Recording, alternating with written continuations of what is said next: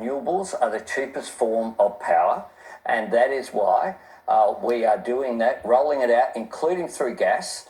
Peter raised gas. Gas is now $13. It was $30. And when does it get cheaper? When we came off, 13 is cheaper than 30. When do we see the bills come down? Well, what we need to do is to roll out renewables, make sure there's energy security, make sure it's backed up by batteries, by hydro and by gas. Joining me now is Nationals Senator Matt Canavan. Good to see you, Matt. Thank you so much for joining me. Look, here we go again and again. Albo fails to prosecute the case for his fanciful renewables-only fantasy. And who is he kidding here? How many more times can he lie about the fact that our bills have gone in the other direction? Well, look, I think the Australian people have realised that they can't trust the word of Anthony Albanese. He did promise almost 100 times to cut your power bills by $275 in his first term, and now he won't even say whether your bills are going to go up, down or sideways. Obviously, given his promises 3 years ago and given him saying that renewables are the cheapest form of power, the question must be asked is why won't he be able to say they go down? I mean, if renewable energy is so cheap, why can't he commit that by building more of it as he wants to, your power bills will go down? And this conundrum at the centre of Anthony Albanese's re-election campaign really goes to the heart of why his government has been struggling the last few years. As you say, I think cost of living, energy, it's the only game in town. That's what everybody basically talks to you on the street. Whether I'm here in Longreach in Western Queensland, people talk about that, or even inner city seats in Brisbane and Sydney, they talk about the cost of living. Everybody in this country is struggling because this government has failed to deliver on their promises, failed to deliver lower energy prices, and those high energy costs are flowing through to the cost of everything, including ultimately our interest rates, because if we don't look after inflation, interest rates go up too. Yeah, absolutely. It is the conversation of the election campaign. You know, we've got reporters out there every day asking, what are you most concerned about? And it's always cost of living and it's always power bills. And they are the key issues of this campaign, and the messaging needs to be there. Matt, the opposition leader was forced to apologise last night over this Russian base saga. Here is what he said.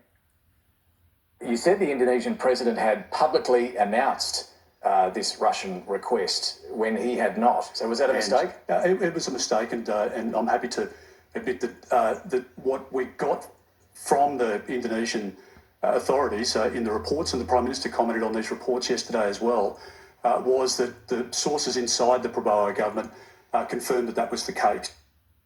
Look, Matt, I still think that Peter Dutton was right to be strong on this from the beginning. I mean, if there is indeed a threat to our national security, then we need to be able to respond accordingly. But what is your thoughts on how Peter Dutton dealt with those developments? Well, Peter can accept the truth, and there are a lot of reports going around. Some of those reports proved to be mistaken yesterday. But what is much worse is the minimisation of the risk to this country of the current government in their attempt to throw shade at the opposition leader.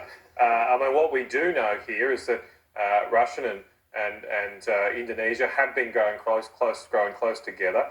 It seems strange to me that the Prime Minister, hasn't been able to admit that, well, Indonesia just a couple of months ago joined the BRICS coalition. That's the Brazil, Russia, India, China and South Africa coalition, which is generally seen to be aligned against US interests. A month later, we now have these reports, or we have reports that a month later, Russia was asking to base military aircraft just 1,400 kilometres north of Darwin.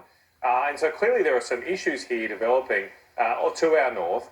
And the bigger issue for our country is it's hard to see how the Albanese government has in any way responded to that high threat. They changed geopolitical environment. They've cut defence spending. They haven't proceeded with the purchase of Joint Strike Fighter aircraft, and they've actually sat by idly and let Indonesia steal our major key critical minerals issues. I mean, another promise that Anthony Albanese has made on top of his broken promise on energy was to kickstart critical minerals in this country. Well, under his watch, we've lost our entire nickel industry, one of the key critical minerals in electric car batteries, lots of other technologies.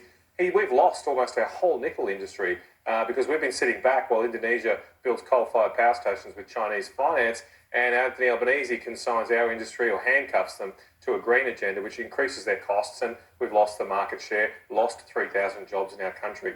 That should be the focus of the government. That to me is a much bigger issue over this saga this week. It's not what whoever says here and there over 24 hours. It's how we respond to this changed geopolitical environment over the years ahead. And I don't think the current government has proven that it's got a strong hand, a strong focus on that for the security of our nation.